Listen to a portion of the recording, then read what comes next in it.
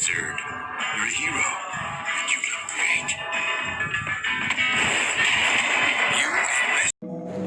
Hello everyone, welcome to this third part of Wizard Concepts of Mathematics, and we are continuing quadratic equations, and this is of course the part 3 of the quadratic equations also. So we have been discussing one of the most important concepts, I would say hidden concepts of quadratic equations. These are not generalized concepts that are taught somewhere else or taught in some books and all. It's really something which people ignore it, and basically these come up as a big things in mathematics unless you separately study them. But these are some hidden concepts that I'm always striving to discuss in this playlist. So here I have come with another concept which is bit of like you people would think like, yeah, it's of course.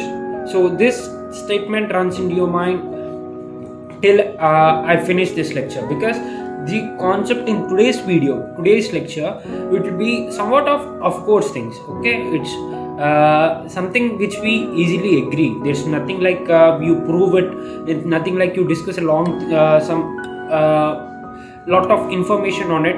You discuss something which is more important towards it. There's nothing like that. So it's basically the easiest thing, but still we lose the focus on it. We don't study it. So it may come up to a big some of the examinations, even if you take these prove to be a very very important important concepts that are at the edge of the table. Okay, that are at the edge of the table. You don't need to you feel like you don't need to touch them, you don't need to study them, but actually we need to study them so that the work becomes easier for us. Okay, so discussing them. So especially the 3 videos that I'm gonna upload, like this is the third part. So fourth and fifth part will be very very important of quadratic equations. It will be very very important. That would conclude the wizard concepts of quadratic equations. Basically wizard concepts of quadratic equation, the hidden concepts of quadratic equation. Fourth and fifth video will be as important as first and second. So I strongly recommend you people to check that. Do see that totally after I upload, and it will be very very very very helpful for you people. And I guarantee you that after seeing this 5 video lectures of quadratic equations, your total quadratic equations will be completed. If you're aiming for any examinations, or even you're aiming for like a completion of mathematics, like completion of quadratic equations in the undergraduate level, I feel. So do check those videos which I'm going to upload later. So coming to this, let's start this video. So some of the properties that I'll be discussing here, okay, some casual properties, only that I'll be discussing, nothing much I'll be discussing in today's video. I already told you. So it's a bit of coarseness, like it's like okay thing, like you don't need to focus a lot, but still studying them gives you an extra edge towards the concepts. So so let's start this.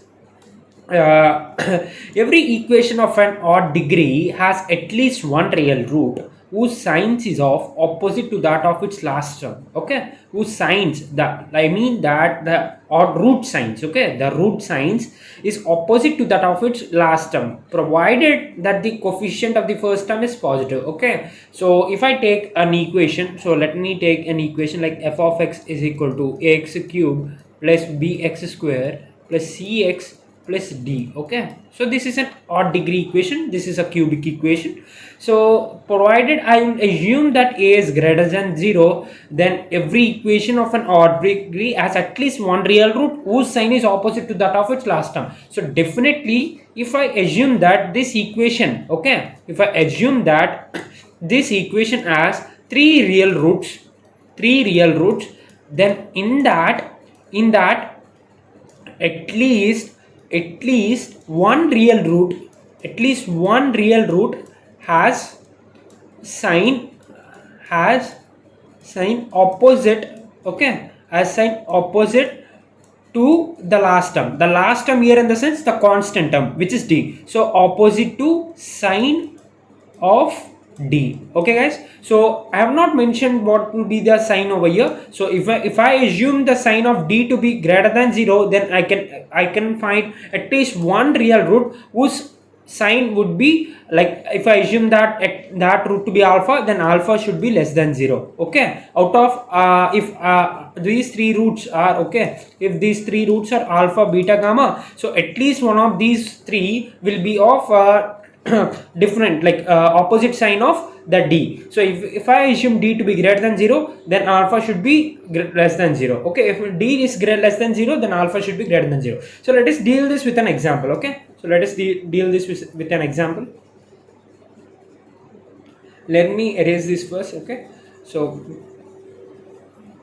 coming to the example, if I take f of x to be 2x cube minus 5x square minus 23x minus 10. Okay, so this is my equation. So if I just inspect, like if I just try by putting f of 1 and f of 2, so if I put f of 1, I get 2 minus 5 minus 23 minus 10, isn't it? So that would lead to minus 23 minus 25 minus 28 minus 38 plus 2 minus 36. Okay, then if I put f of minus 1, I get minus 2 minus 5 plus 23 minus 10. So again this comes out to be 17 plus 6. Okay, and if I put f of 2, I get 2 into 2 cube, 2 power 4, so it's basically 16, and 2 square 4 minus 20 minus 20 minus 46 minus 10. Okay, this would also comes out to be minus 76, so it's around minus 60. And if I put f of minus 2, I could get minus 2 cube, it's minus 16 basically, minus 2 square, it's again 4 minus 5 minus 20, so it's plus 46 minus 10. Okay, so this comes out to be 0. So I can tell that f of minus 2, that means that x plus 2 divides this equation, isn't it? So x plus 2 is a factor of f of x. So I'll just find out the rest of the other factors using the synthetic division or even long division method. So I'll use that. So we got the clarity that minus 2 like x plus 2 divides this f of x. So let's divide that. Okay, so let's divide that. So I'll be using long division method, like I'm comfortable with that. I feel like real mathematics is used there instead of some tricks and all. So I don't prefer synthetic division method. I would prefer this one because it's somewhat easy for me. So x plus 2, 2x cube minus 5x square minus 23x minus 10. Okay, so that would be first, just I'll just do this long division method. I hope you all know, people know this. So just put 2x square first, so it becomes 2x cube plus 4x square. So I need to change my signs here, so it becomes minus 9x square minus 23x minus 10, isn't it? So I should verify first, like I have done in the right way or not. Yeah, so next thing is I'll just put minus 9x.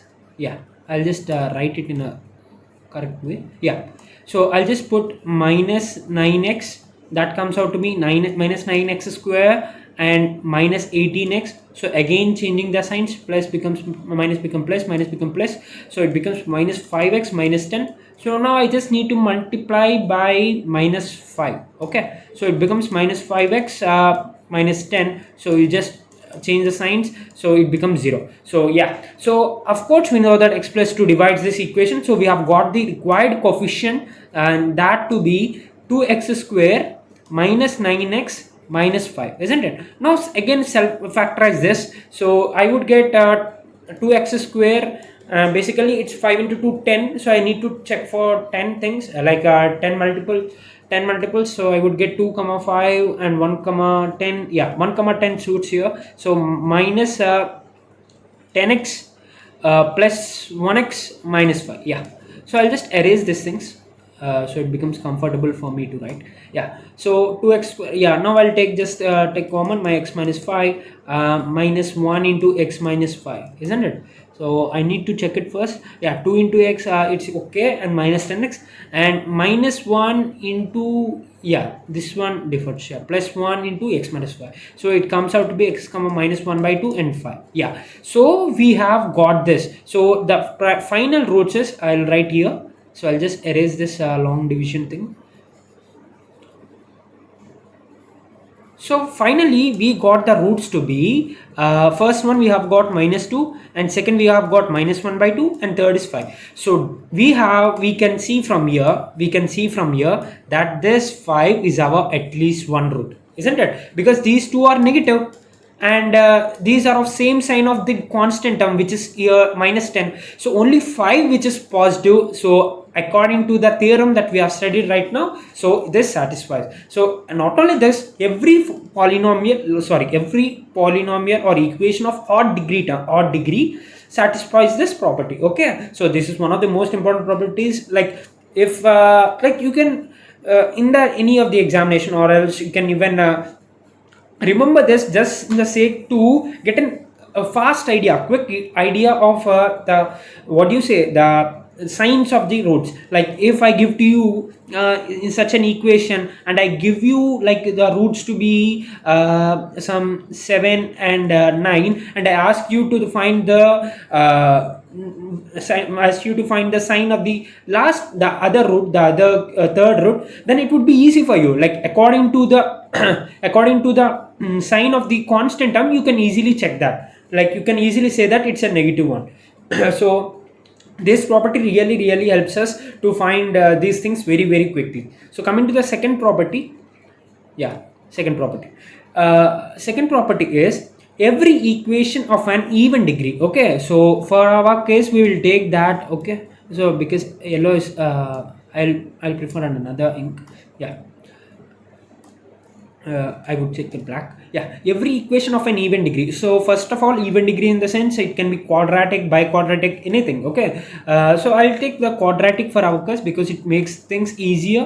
So ax square plus bx plus c is my quadratic equation, has at least two roots, one positive and one negative, whose last term is negative. Okay, so has at least two real roots, one positive and one negative. So if I take that roots to be alpha comma beta, so I can assume that this to be positive and these to be negative. Okay, and he told that whose last term is negative provided that the coefficient of the first term is positive. So that means that here somewhat there is another inclusion of a condition that a should be greater than 0 and whose last term is negative, so c should be less than 0, isn't it?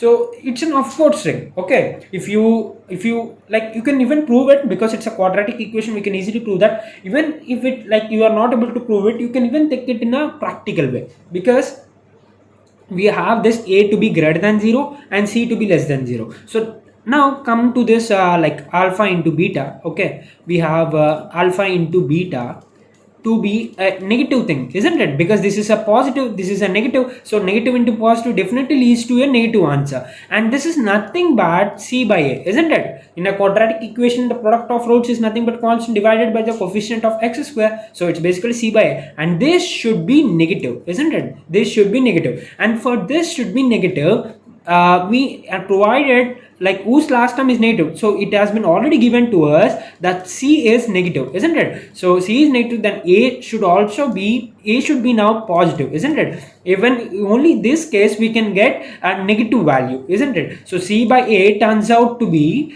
a negative only if a is positive, isn't it? A is positive because c by a, already c is negative, it has been given to us. So a, only the condition that we need to check will depend upon a. So definitely a should be greater than 0, then only the division so gives us the value to be in negative. So this is like second property. So this is also somewhat like it's of course thing, but still it's useful for us. Like at a glance, at a fastest like at a faster pace, we can come to a conclusions very easily. So coming to the third property, so I'm not proving these all because these are all of practical things. Like max need not be deal on proofs and all. Like if it's practical thing, you need to go with it, because now I have even included the proof. Basically I mean, when included the proof, so there's no need like you need to dig inside. You just need to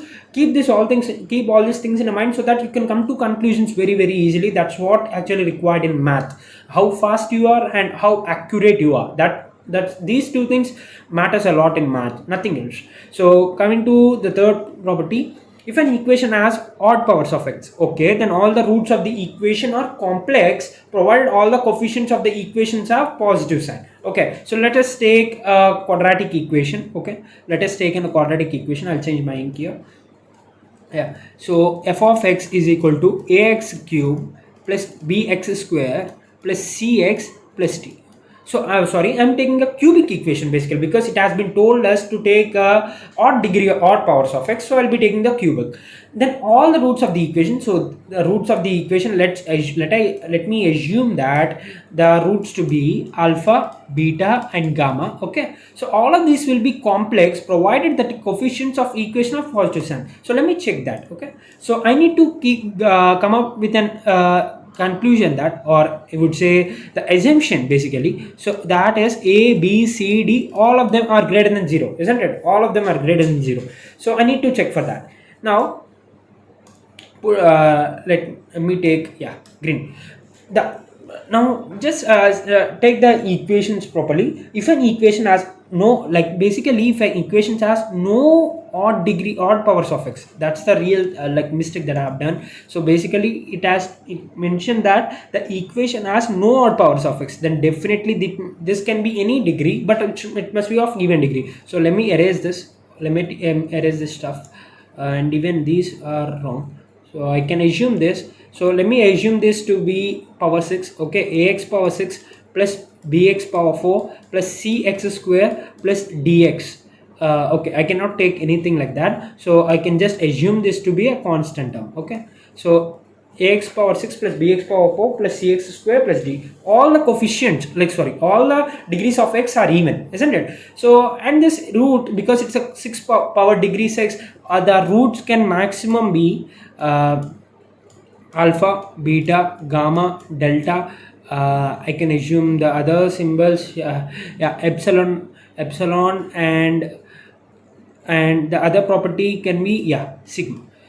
I can take this symbols. Okay, I can take these symbols to be the roots of this at most, and we can come to this conclusion later. So just focus on this. So I can now tell that the equation will be the equations will be complex provided all the coefficients of the equations have positive sign. So a comma b comma c comma d are greater than 0.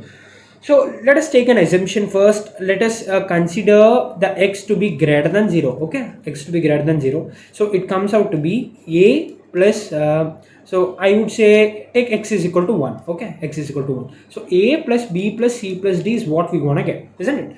Because a is greater than 0, b is greater than 0, c is greater than 0, d is greater than 0, the addition of all this will be greater than 0. So there is no doubt of this. So whatever number you take, like x greater than 0, after x greater than 0, you would get the same conclusion that all the, like the sum turns out to be positive. So you cannot get a root if x is greater than 0. So come to the next possibility, x less than 0. Okay, if x less than 0, take x to be minus 1. Again, if you put them, you get a plus b plus c plus d, which is again greater than 0. Because these are even powers, the negative terms turns out to be positive after multiplying for even times. So this is also a positive value. So definitely you're not gonna find any root if x is less than 0, as well as if x is greater than 0, then also you're not gonna find any root. So we can come to a conclusion that all the roots of this equation are complex provided that the coefficients of the equation have positive signs. So keep all the things in mind. So we can come to the conclusion that the roots will be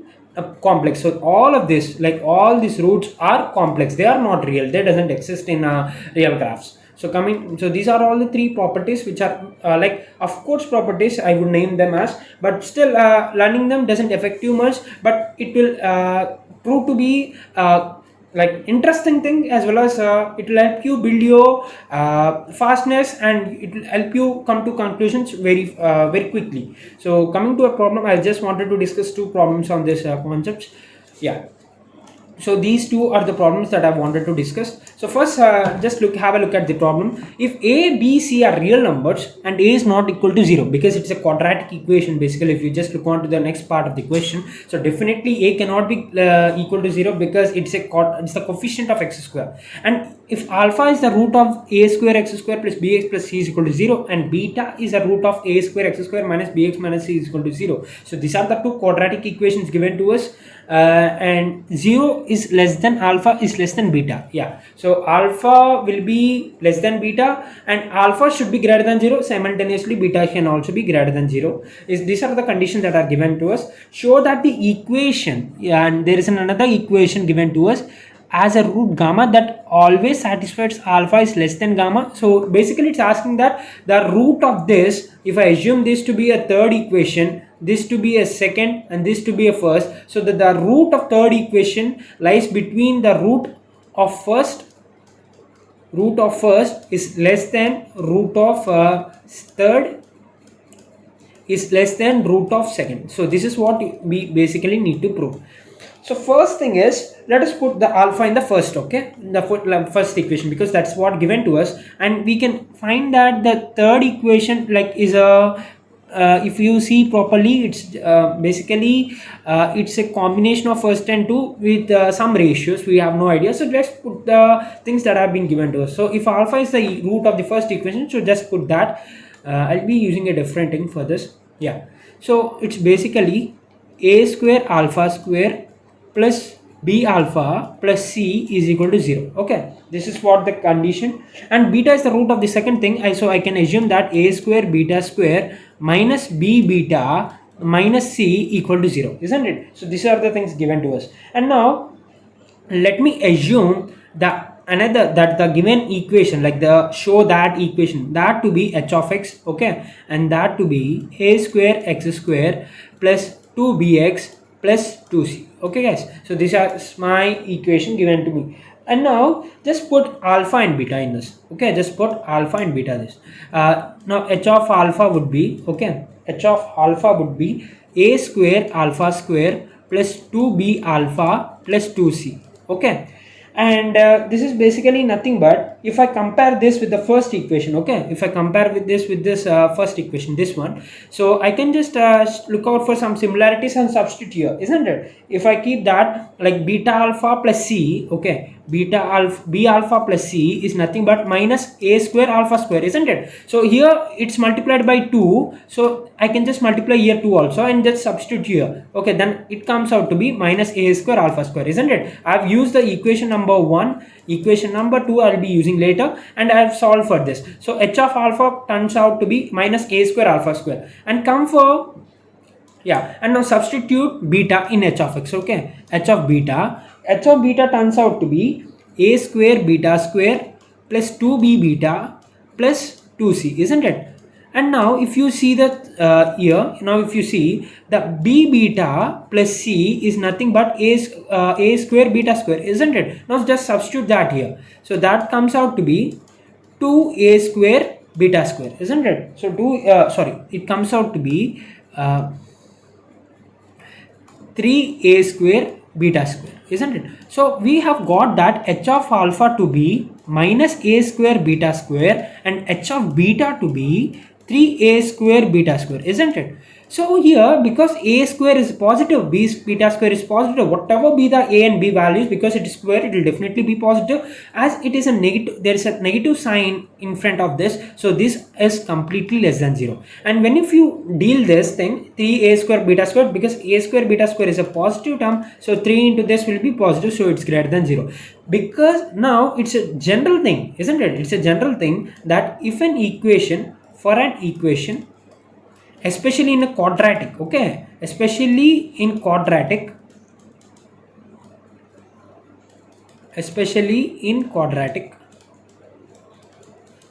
if you find like on keeping one term, if you are getting less than 0, on keeping the other term you are getting greater than 0, so that definitely exists in this way. So if I take some quadratic equation, okay, and I plot the graph, and for some value of x I am getting a negative term, and for some value of x I am getting a positive term, isn't it? So definitely I must like I can tell that this thing crosses here, like the quadratic may come up to be in this way. So that means the graph crosses the x line once, because there's a point, like first, like if I'm getting alpha, and it's also already given, it's already given basically it's already given basically that 0 is greater less than alpha. Okay, so definitely alpha will be a positive term. So if I put this here to be alpha, this one alpha, and this one as beta, so alpha came out to be negative value for my quadratic, isn't it? The alpha value came out to be negative, but beta value came out to be a positive, isn't it? So definitely my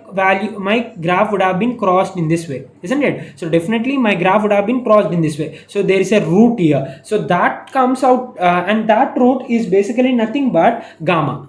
Okay, so that is gamma. So because it has been told that gamma is the root of h of x, and we have seen that h of alpha is negative and h of beta is positive, so definitely my graph would have been cross the x-axis at some point, and that is the root, and that root is gamma. So I can come to the conclusion that alpha is less than gamma is less than beta. So this is what he has asked us to prove, and we have proved it successfully. I hope you all understood this concept, this question concept. It's a very good question, basically conceptual question, and you may use the properties that I have given you above, and we will be discussing the last question here.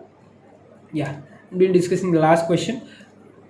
If A is less than B is less than C is less than D, so make an important note of this point, because he has not given us this as like it's not given like in the casual thing. There will be some purpose for that. Then show that x minus A into x minus C plus 3 into x minus B into x minus D has real and distinct roots. Okay guys, so this is one of the like challenging question at once, but if you think on it, if you think about it, like if you focus on the things that has been given to us, it will be very conceptual as well as easy question. So first of all, let us assume this to be some g of x. Okay, this is as some g of x. I would assume that, and I would write that x minus A into x minus C plus 3 into x minus B into x minus D. So this is my g of x, and now it has been given to us that show that this has real and distinct roots. Okay, we have to show that this has real roots. And now like assume if I put, okay, if I put A, okay, if I'll just put A, because I can see from here that if I put A, this term, this total term like becomes 0. So just put g of A. Okay, if I put g of A, this would be 0 plus 3 into A minus B into A minus D, isn't it? So as it is given to us that A is less than B, so A minus B will be a negative term, isn't it? Because A is less than B, as well as A is less than D, so definitely this will also be a negative term, and negative into negative will be a positive, and 3 is also a positive term, so definitely we're gonna get 3 into positive into like this, like negative into negative positive, so 3 into positive term will be a positive which is greater than 0 indeed. So g of A will give you a term which is greater than 0. Now come to g of B. Okay, come to g of B. G of B, if I see g of B, it would be B minus A into B minus C, and this whole term comes out to be 0 because 3 into B minus B. Now B is greater than A, isn't it? B is greater than A, so this is positive.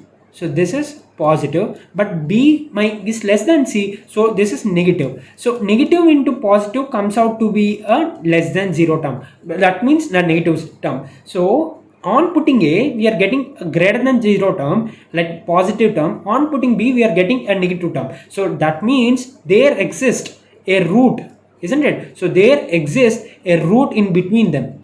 There exists a root in between A and B. Okay, as I go from A point to B point, my graph turns out to be from negative to positive, same as in the case that we have done in the previous problem. So there will be some point where my graph on the x-axis where my graph will be cutting and turns out to be positive. Here the graph here the case is like the case is different. Here A and here B. So in A I'm getting a positive, like if I assume this, so in A I'm getting a positive and B I'm getting a negative, so definitely my graph would be in some way in this way. So I don't need to draw it accurately, but I just need to mention that my graph will have a root in between A and B. So we have got one real and one real root. Okay, come to C and D. We'll discuss about C and D now.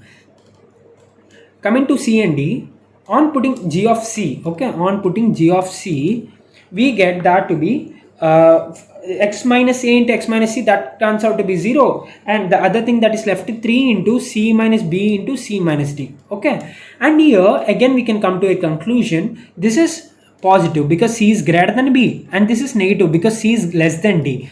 This is negative, okay. This is negative because c is less than d. So again positive into negative term comes out to be less than 0. And come to z of d, okay. Z of d is nothing but d minus a into d minus c, and d is greater than a, isn't it? D is greater than a as well as d is greater than z. So this comes out to be a positive term, this comes out to be a positive term, so this is totally a greater than 0. So even if I deal the graph over in these two cases, I'll get a root in between them, isn't it guys? Because g of c is less than 0 and g of d is greater than 0, so I can even get a root from these two.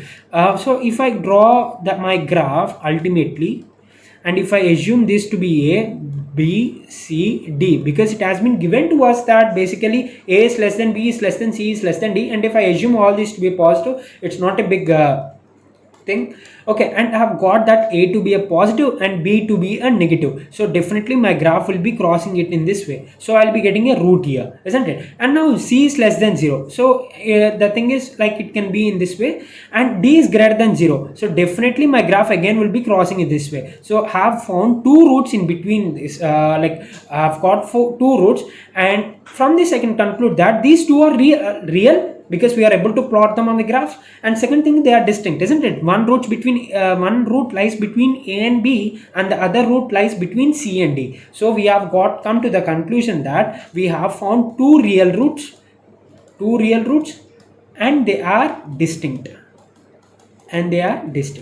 I hope you all understood this concept. It's a very good question, conceptual question. Like at first we cannot come to like we cannot think of any solution, but rather if we put the values that has been given to us and do the thing that has been asked to do, so we can come to the conclusion happily. So this is one of the most conceptual questions you can ever find in quadratic equations. I hope you all enjoyed this session. I have explained very good properties of quadratic equation, basic properties, and then I have took some good advanced conceptual questions where you can have a glimpse and total idea of graph of quadratic equations, where we get negative and where we get positive, so that we can find a root in between them. So you can easily check whether a quadratic will have a roots or not in this way.